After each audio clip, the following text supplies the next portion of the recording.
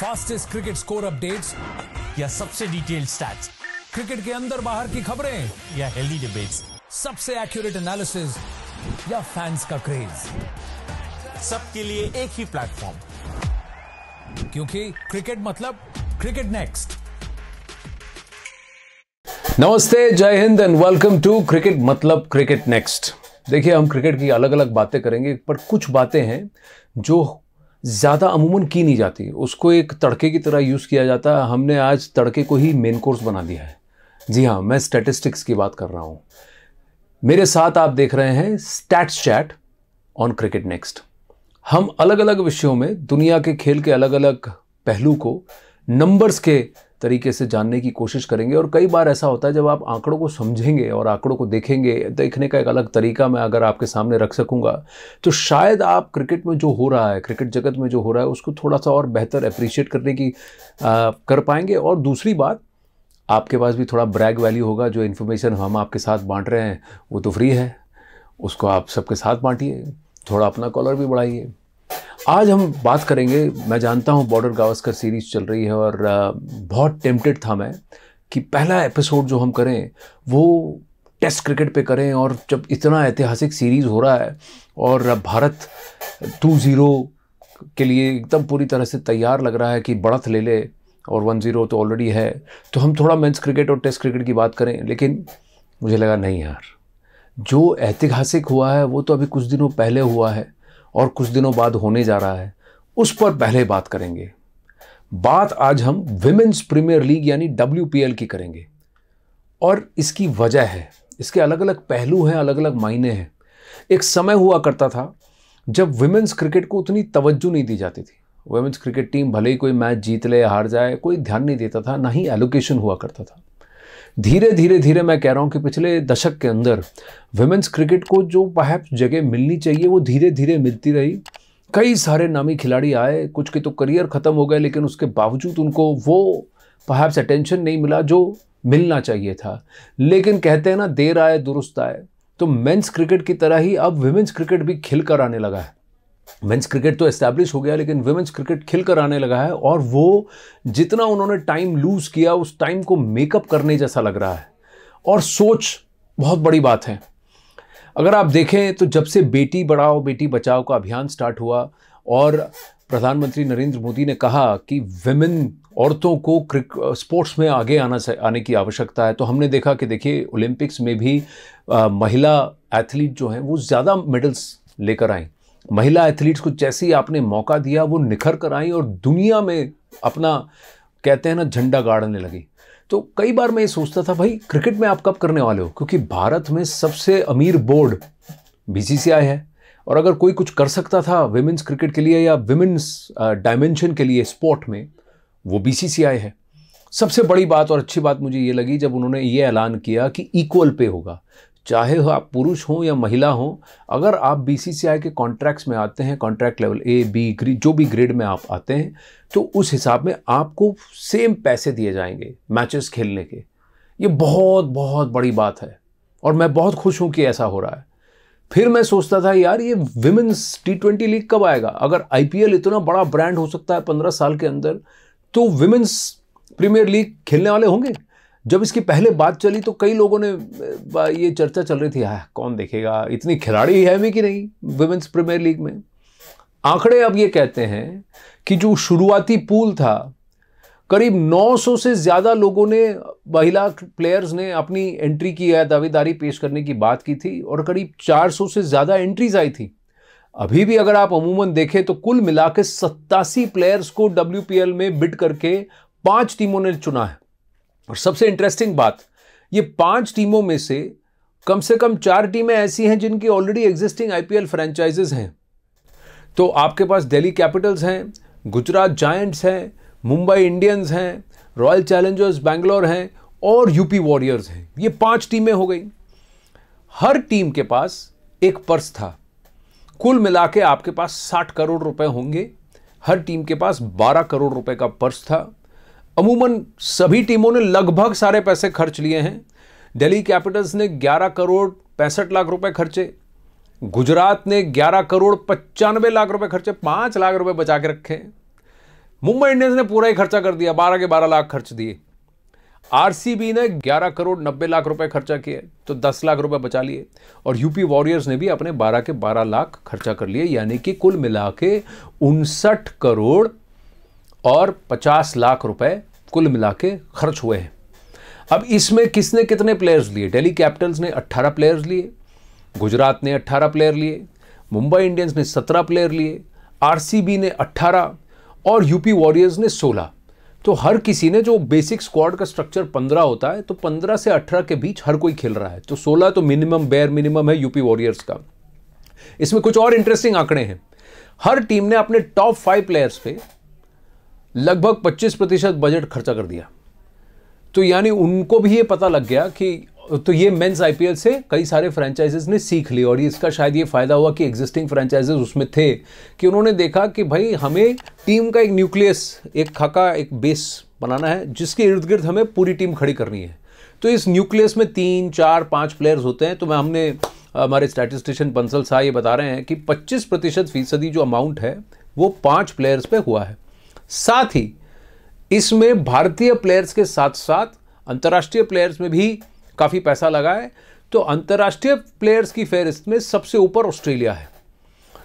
24% of the amount has been spent on Australian players, so which is the highest for foreign teams. तो अगर foreign teams की अगर बात करें तो कैसे खर्चा किया गया है, मैं जरा आंकड़े आपको बताता हूं। ऑस्ट्रेलिया पर कुल मिलाकर 14 करोड़ 25 लाख रुपए खर्चा किए गए हैं, यानी 24% of the total team spend. और इसमें सबसे ज्यादा ऑस्ट्रेलियन प्लेयर्स पर खर्च गुजरात ने किया है, 6 करोड़ 65 लाख रुपए। भारतीय प्लेयर्स तो ऑब्वियसली सबसे ज्यादा पैसा भारतीय प्लेयर्स पे ही हुआ, और सबसे ज्यादा भारतीय प्लेयर्स ही चुने भी गए हैं। तो भारतीय प्लेयर्स पर 60 करोड़ यानी 59 करोड़ और 50 लाख की टोटल राशि में से 32 करोड़ 20 लाख रुपए भारतीय प्लेयर्स पे गया, यानी 54% ऑफ द टोटल वैल्यू। और इसमें सबसे ज्यादा भारतीय प्लेयर्स पर खर्चा आरसीबी ने किया, 8.3 करोड़ रुपए। और सेकंड नंबर पे आती है दिल्ली कैपिटल्स, 7 करोड़ 25 लाख रुपए। थर्ड टीम जिस पर सबसे ज्यादा नेशनैलिटी की अगर देखें तो वो इंग्लैंड के प्लेयर्स हैं, जिन पर 7 करोड़ 35 लाख रुपए खर्चा किए गए। तो ओवरऑल अगर देखा जाए तो 54% ऑफ दिस टोटल पर्स वो भारत में ही रहता है, भारतीय खिलाड़ियों पे। करीब 24% ऑस्ट्रेलियन खिलाड़ियों को जाता है और 12% इंग्लैंड प्लेयर्स को जाता है।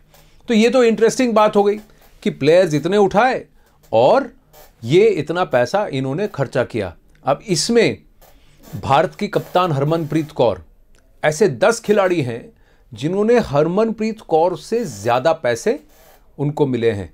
तो यानी हरमनप्रीत कौर से भी ज्यादा T20 फॉर्मेट में कुछ ऐसे खिलाड़ी हैं जिनको कि सबको लगा कि हम इन पर पैसा ज्यादा खर्चा करेंगे।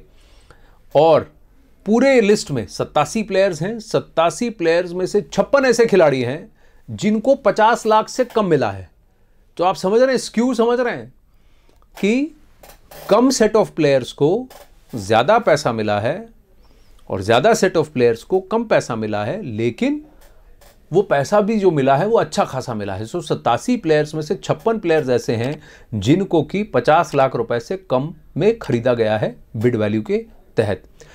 अब ओवरऑल अगर देखा जाए तो सैलरी कैप्स में देखें, सारी दुनिया भर की सारी क्रिकेटिंग लीग्स में अगर देखें, men's leagues included cricketing leagues में, तो WPL 6th है in terms of overall salary caps amongst major cricket leagues, और एवरेज सैलरी में नंबर 4 है। तो यानी मैं आपको ये बताऊं, अगर मैं ये आंकड़े आपको अदर लीग्स के साथ कंपेयर करके बताऊं, विमेंस प्रीमियर लीग को Abu Dhabi, Lanka premier league, Caribbean premier league, Bangladesh premier league और पाकिस्तान सुपर लीग से ज्यादा इसका ओवरऑल पर्स वैल्यू है।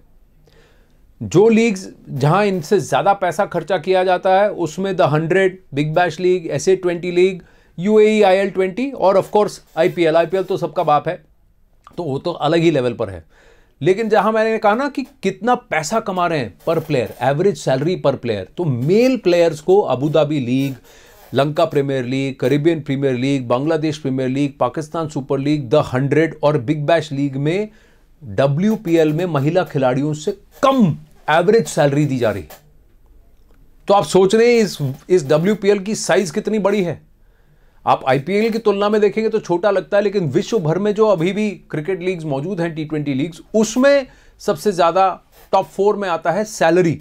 यानी ऑन एन एवरेज हर खिलाड़ी को, या टोटल जो स्पेंड हो रहा है अमाउंट इन करोड़, डॉलर्स में देखा जाए तो 82,578 डॉलर दिए जा रहे हैं, यानी कि 68,29,080 रुपए पर player. That is the average salary. 68,29,000 average salary है।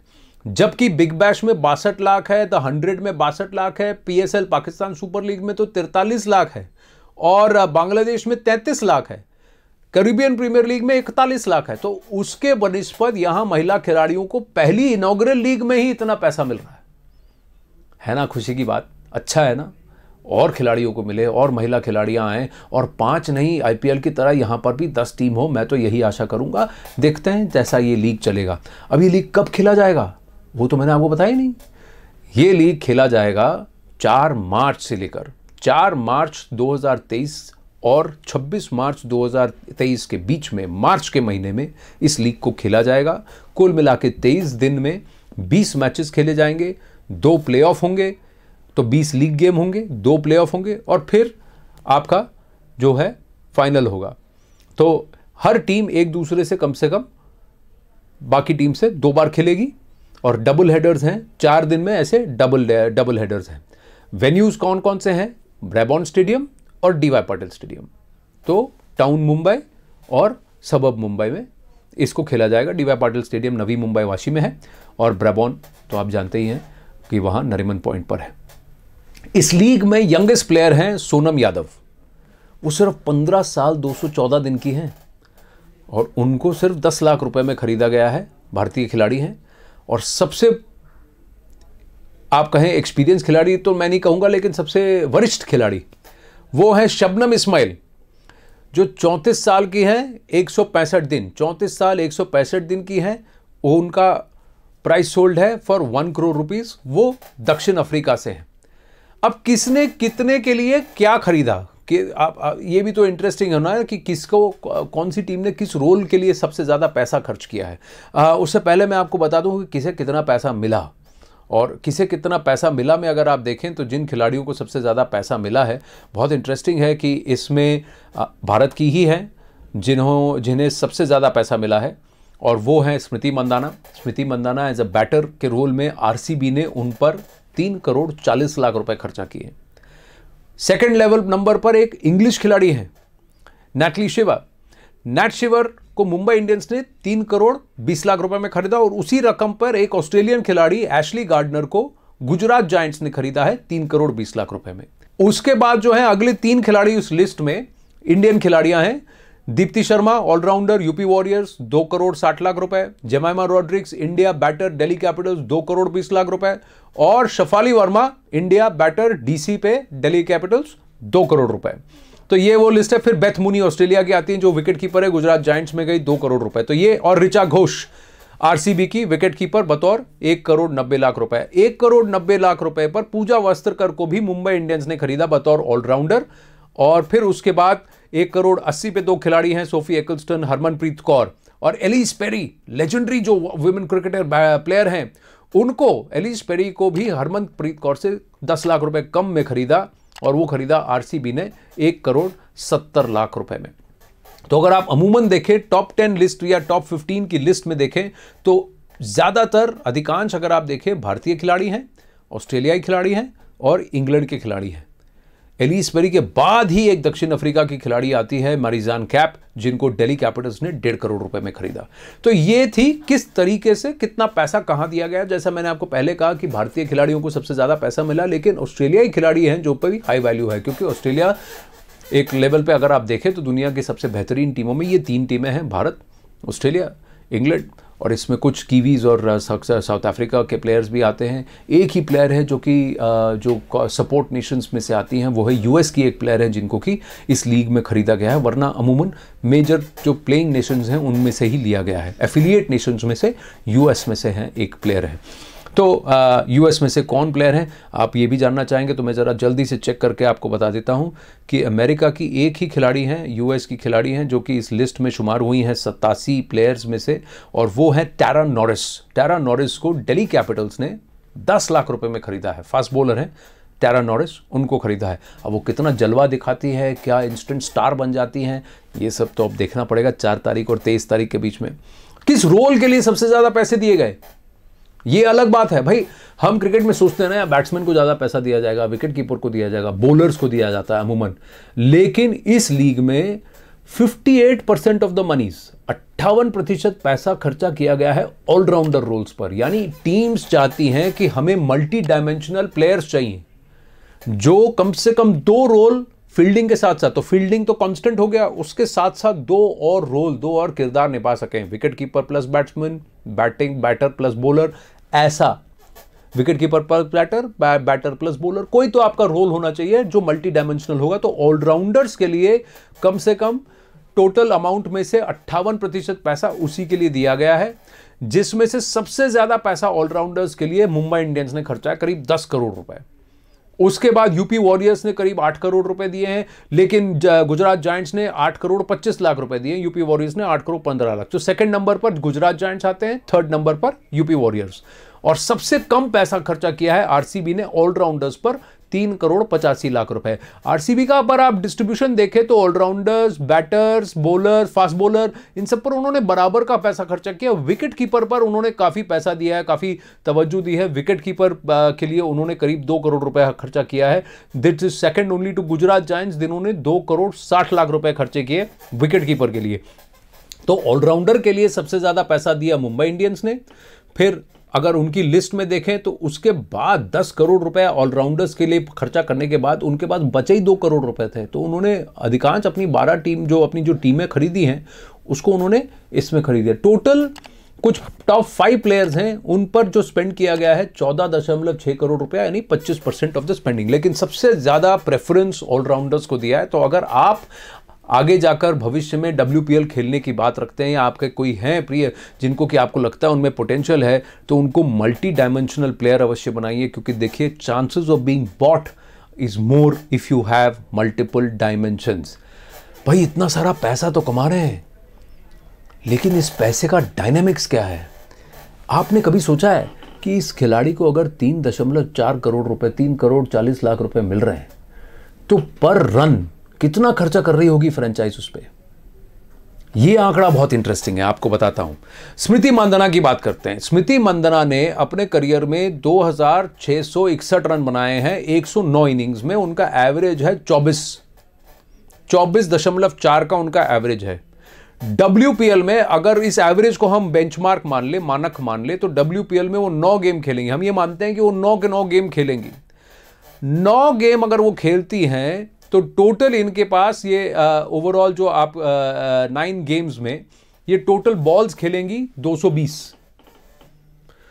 तो अगर 220 इनका ओवरऑल गेम्स WPL में आप अगर ये बनाती हैं 220 रन इनके एवरेज के हिसाब से, एवरेज इनका 24 है, 24 में 9 गेम में अगर ये 220 रन बनाती हैं एज पर हर एवरेज, तो ऑक्शन प्राइस इनका होगा 3 करोड़ 40 लाख रुपए जिस पर इनको खरीदा गया। तो पर रन फ्रेंचाइज इन पर 1.5 लाख रुपया खर्चा करेगा। 1,54,746 रुपए एग्जैक्ट पर रन।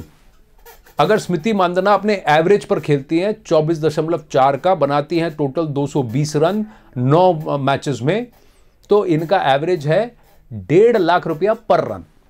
जेमाइमा रॉड्रिक्स को देख लीजिए। जेमाइमा रॉड्रिक्स का एवरेज है 24.3, 67 इनिंग्स में 1629 रन इन्होंने बनाए हैं। तो 219 रन अगर ये 9 गेम खेलती है इसी एवरेज पर 24.3 के, 2 करोड़ 20 लाख रुपए पर इनको खरीदा गया। तो यानी पर बॉल फ्रेंचाइज इन पर 1,539 रुपए खर्चा कर रहा है। आप सोच रहे हैं ये गणित फिट कैसे बैठता है? कभी कभार मैं ये सोचता हूं कि कभी आपको क्या कोई 1.5 लाख रुपया दे सकता है एक रन बनाने के लिए? IPL के तो आंकड़े और पागल जैसे हैं अगर मेंस में जाए तो, पर विमेंस में ही आप देख लीजिए ये लीग स्टार्ट भी नहीं हुआ है। ये लीग स्टार्ट भी नहीं हुआ है और हरमनप्रीत कौर को भी 88,993 रन मिलने वाले हैं, 93 रुपए मिलने वाले हैं एक रन स्कोर करने के लिए। हर रन पर उनको 88,993 रन मिलेंगे। अगर वो अपने एवरेज के लेवल पर स्कोर करती है, उनका एवरेज 22.4 का है, तो 9 मैचेस में करीब 202 रन बनाने की उनसे उम्मीद है कम से कम। अगर वो 202 रन बनाती हैं 9 मैचेस में, 1,80,00,000 रुपए उन पर फ्रेंचाइजी ने खर्चा किया है, तो हरमनप्रीत कौर को हर गेंद के लिए, हर रन के लिए 88,000 मिलेंगे। या फिर ऐसा कहें कि फ्रेंचाइजी हर रन पर इतना खर्चा उनसे कर रहा है, तो ऑब्वियसली हरमनप्रीत कौर से उम्मीद होगी कि वो इससे भी ज़्यादा रन बनाएं। लेकिन अगर वो अपने एवरेज पे कायम रहती है तो इतना खर्चा फ्रेंचाइजी उन पे कर रहा है। सब आगे ये आंकड़ा देखिए, शफाली वर्मा अभी अंडर 19 को लीड किया, उन्होंने वर्ल्ड कप चैंपियनशिप जिताया, under 19 world cup. Shafali Verma बतौर कैप्टन थी उसमें। उन्होंने 53 इनिंग्स में, उनका औसत है 24.3 का। 219 रन 9 मैचेस में ये बना सकती हैं। अगर एवरेज के लेवल पे स्कोर करती हैं तो इनका ऑक्शन प्राइस है 2 करोड़ रुपया, यानी कि फ्रेंचाइजी इन पर 91,159 रुपया हर मैच पे, हर रन के लिए इन पर खर्चा कर रहा है। तो ऐसी कुछ और आंकड़े हैं। अभी बॉलर है रेणुका सिंह ठाकुर, इनको 1.5 करोड़ रुपया मिले हैं। इन्होंने अब तक 200 टोटल बॉल्स करेंगी, 216 गेंदें करेंगी 9 मैचेस में। अगर ये 4 ओवर हर मैच में करती हैं, हर मैच खेलती है 4 ओवर करती है हर मैच में, तो 216 गेंदें करेंगी, यानी कि 59,444 रुपए इनको हर बॉल करने के मिल रहे हैं। दीप्ति शर्मा को 1,20,370 रुपए मिल रहे हैं हर बॉल करने के, अगर वो सारे मैचेस खेलती हैं और हर मैच में 4 ओवर अपना पूरा कोटा करती हैं, क्योंकि इनको 2,60,00,000 रुपए मिले। तो फ्रेंचाइजेस इतना पैसा क्यों खर्चा कर रहे हैं, आप भी सोचेंगे। क्योंकि अगर ये महिला खिलाड़ियों के लिए ये आंकड़े हैं, तो पुरुष खिलाड़ियों के लिए अगर आप आंकड़े देंगे 16-16 करोड़ रुपए देकर आप जब किसी प्लेयर को लेते हो तो पर बॉल कॉस्ट कितना होगा, पर क्यों दिया जाता है? कुछ तो इसमें सोच होगी ना। सोच आप इनके सोशल मीडिया प्रिंट पर देख लीजिए।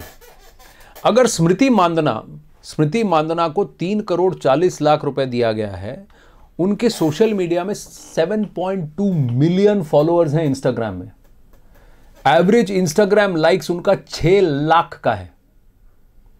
और स्मृति मांदना हर मैच पे अगर इस टीम के लिए, उनके ब्रांड के लिए, उनके इसके लिए एंडोर्समेंट करती है, उसको ट्वीट करती हैं या उसको इंस्टा पे रील्स करती हैं या फॉलोइंग करती हैं, तो उसका मोनेटाइजेशन, मैक्सिमाइजेशन कितना होगा, ये बहुत क्रिटिकल है।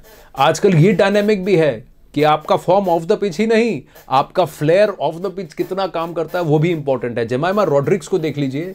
जेमाइमा रॉड्रिग्स के एवरेज व्यूज ट्विटर पर 473 हैं, उनके 132,000 फॉलोअर्स हैं ट्विटर पर, लेकिन करीब 70.75 मिलियन, 7.5 लाख इनके फॉलोअर्स हैं इंस्टाग्राम पर। तो इनके एवरेज इंस्टाग्राम लाइक्स 1,11,000 हैं। तो इनकी फॉलोइंग इतनी है कि जब ये ट्वीट करेंगी या इंस्टा पे रील करेंगी, अपने फ्रेंचाइज की बात करेंगी, अपनी ब्रांड की बात करेंगी, जो एंडोर्सर्स हैं, मार्केटर्स हैं, उनके लिए कुछ करेंगी, तो वो एम्पलीफाई कितना ज़्यादा होगा और उसका मोनेटाइजेशन कितना होगा। तो कहीं ना कहीं फ्रेंचाइजेस भी ये देखते हैं कि किन प्लेयर का फॉर्म भी अच्छा नहीं है, वो बतौर लीडर्स भी अच्छे हो सकते हैं, बट उनका फ्लेयर भी है ऑफ द फील्ड, जिसको कि वो मोनेटाइज करके इस पैसे को बनाएंगे और अपने ब्रांड को खड़ा करेंगे। क्योंकि हर किसी को अपना ब्रांड खड़ा करना है, फ्रेंचाइज का वैल्यू और ये करना है। भले ही कोई टीम कभी शायद चैंपियन ना बनी हो, लेकिन फिर भी आप उसकी टी शर्ट खरीदेंगे, उसके मर्चेंडाइज खरीदेंगे, उससे इन्वॉल्व होंगे, उनके मैचेस देखने के लिए टिकटें खरीदेंगे। ये मोनेटाइजेशन करने के लिए भी इनको ये प्लेयर्स चाहिए, जिनका off the field, on field form और off the field flair factor, इसकी वजह से इनको शायद ये वैल्यूएशंस मिली हैं। तो आप देख रहे हैं कि एक अलग डायनामिक है। आंकड़े बताते हैं कि एक्चुअल डायनामिक क्या है, पर्दे के पीछे की बात या फाइन प्रिंट की बात, यही बताएगा आपको स्टैट्स चैट मेरे साथ। नमस्ते।